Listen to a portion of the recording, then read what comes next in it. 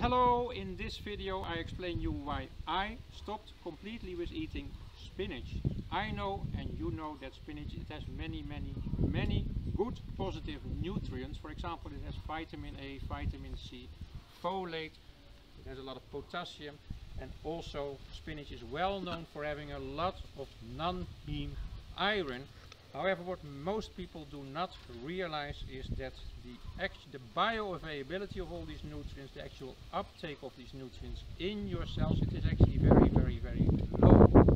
So for example, calcium, spinach consists of a lot of calcium, but the actual uptake in your cells of eating calcium, whether you eat it raw or cooked, it's only like 5%, which is substantially lower than like getting the calcium out of your milk, drinking milk, which is like 30%. Or getting calcium out of broccoli, which is even higher. Most highest uptake of calcium comes from like fish bones, like sardines for example, fish soup. So why is this uptake so low of the nutrients from spinach and from all other plants? Because all plants, they have defense mechanisms. They call that so-called anti-nutrients. A plant does not like to be eaten. We all like to think that all the plants in the world, all the vegetables, they are made there for human beings or for animals to eat them. But plants are just like us, living species. They do not like to be eaten. So there's many defense mechanisms. Various plants like beans, for example, legumes or like grains, they use like lectins. There's also plants which use phytic acid, and the main defense mechanism of the spinach plant is called oxalates. And oxalates, so first of all it reduces the bioavailability, but much more serious, it's a serious toxin for your body. So oxalates, it's important for all the plants. Plants need it. For example, the key reason why plants need oxalate is to regulate calcium.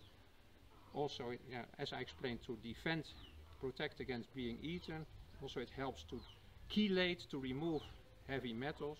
But for human beings, oxalates are very toxic, and it's not, and if you eat too much, if every day you eat too much, it really starts to build up in your body. So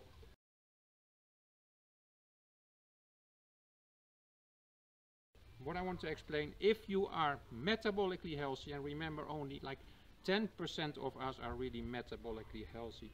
If you are metabolically healthy and you really love your spinach, and still you can take your spinach, but just do it, eat it like every other day, like half a cup of cooked spinach, and your body will be able to deal with that toxic, because it is still a toxin. Your body, your liver, your gut will still be able, just like drinking a little bit of alcohol, your body will be able to deal with it. But also you, even if you are metabolically healthy, if you overdo it, if every day you start to eat like 2 cups of spinach, or you start to drink like spinach smoothies, which is very popular these days, really you get an overload of oxalates in your gut, in your body, and your body cannot process that. Your kidneys are getting under a lot of stress, your liver gets under a lot of stress, and all these oxalates, they start to build up in your cells.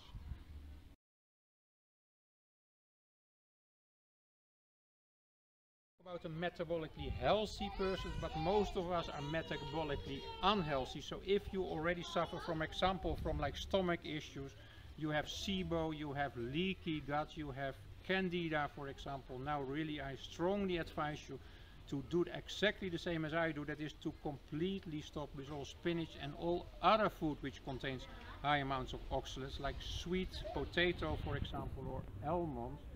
Also, if you have, for example, kidney issues, kidney failure already, you have to stay away from the spinach and the oxalates. And very important, the last thing I want to say, if you have little children, little babies, infants, really you have to stay away, you have to keep them away from giving them spinach, especially if you have a child who recently got like antibiotics, because antibiotics, they're going to destroy all your gut bacteria. Now you get all the oxalates into your gut. There's no bacteria anymore to break these oxalates down, and all these oxalates are going to flow into your bloodstream, and you create a lot of problems.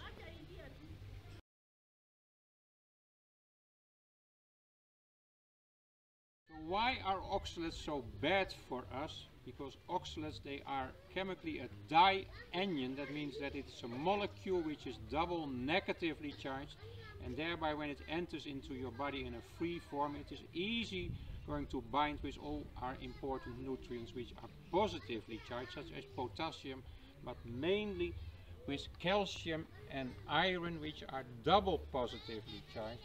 So one key problem of oxalates is that it's really very quickly going to remove many of your important nutrients out of your body, so we get depleted of minerals.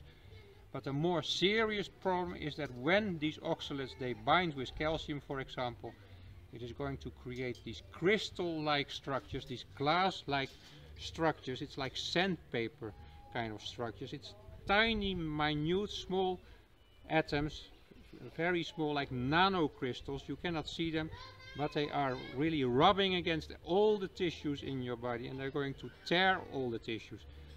So when you get them in your stomach, for example, ideally you do not get so much of these oxalates in your stomach, and ideally you just flush them out, because ideally your stomach, they have still the good bacteria to break down all these oxalates. However, many of us, we are suffering from like leaky gut, from stomach issues. We do not have the good bacteria anymore, so we cannot break down, especially if you have this overload of oxalates. So now the real problem starts to tear off your inner lining of your gut. It starts to leak through the gut. Now it gets into your bloodstream. It starts to damage the inner lining of your bloodstream. It starts to get to your liver. Your liver does its best to break it down. Goes to your kidney. It starts to damage your kidney, and it starts to get everywhere. The more oxalates, the more spinach you eat, the more these oxalates start to build up in your body, really everywhere. It starts to build up in your heart muscles. It's going to tear it down. It's going to build in your ovaries, for example, your testes, your breast tissues, really everywhere. It's also tearing your important mitochondria, and that means it's also going to affect and damage your energy production in your cells. I am thankful that you watched until the end of this video. One more thing I want to say: spinach in Europe and in USA, when you buy it in the supermarkets, it is the most heavily sprayed with pesticides and toxins. So if you want to continue eating spinach, one thing you absolutely must do: you must buy organic spinach. You must grow it yourself, like here in this garden where they use the manure of the cow. That is important. Anyway, I'm thankful for watching. Please click on the like and please click on the subscribe button. Thank you. I hope to see you in the next video. Thank you.